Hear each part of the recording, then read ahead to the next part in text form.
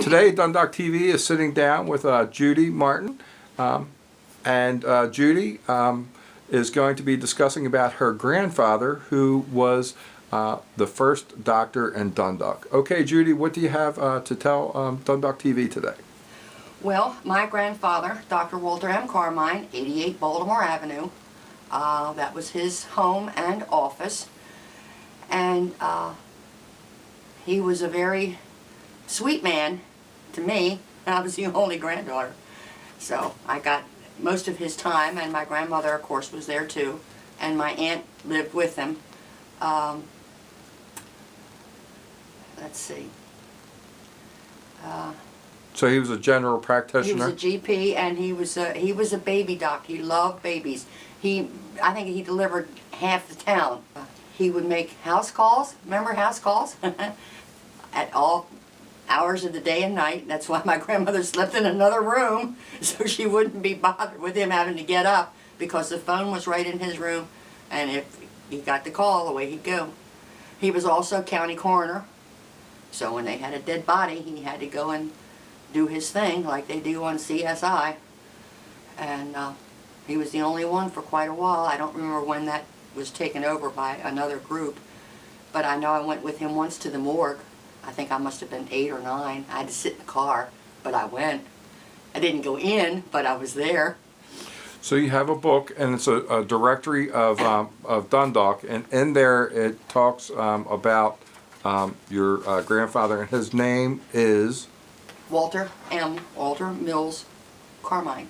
Okay, and it winds up saying in the book with the he's the dean of the present group of practitioners, which included Dr. Nevy, Dr. Evans, Dr. Burns.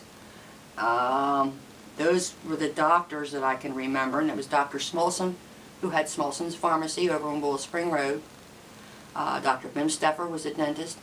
Dr. Minahan lived right next door to me on Liberty Parkway, and they were the two dentists that were in the original grouping of doctors in this book. Okay, and this book, the directory is from 1945. 45 to 46. And in the book, it specifically dates the time as what? August 16th, 1918. 1918. So that's when your grandfather started his practice? Right. Okay. And how did your grandfather feel about his patients? He loved them. There were a few that would get his dander up, but he was always available. I mean, they came to the house.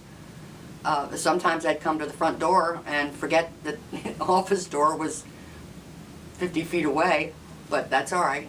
Well, sometimes in that day and age, people didn't always have money to take care of things. Is there any kind of stories? I have somewhere, and I was trying to find it before you got here, a notebook where they would bring eggs or a chicken or the latest put up of piccalilli or tomatoes as payment, because back then nobody had any money, and you still don't. But that's what they would bring to the house, and then as time got better, I think I can't remember exactly what a house call was. If I can find that little notebook, I know it's here because I gave it to my daughter to look at, and it says what a baby's birth was, how much to wrap a finger, dumb stuff, but he did it all. Well, a price list. Yeah. That's important. That's important. If you have that, that's great. And you're looking to, and we had a conversation with Jean Walker from the Dundalk Historical Society a few moments ago, and she said she's interested in getting some information from you for their files. So we're going to make a trip to the Historical Society coming up sometime soon to give them some information for their files, and that's very important. And I'd like to just mention right now, if anyone else has information concerning history in the area, please contact the Dundalk Historical Society at 410-284-2331.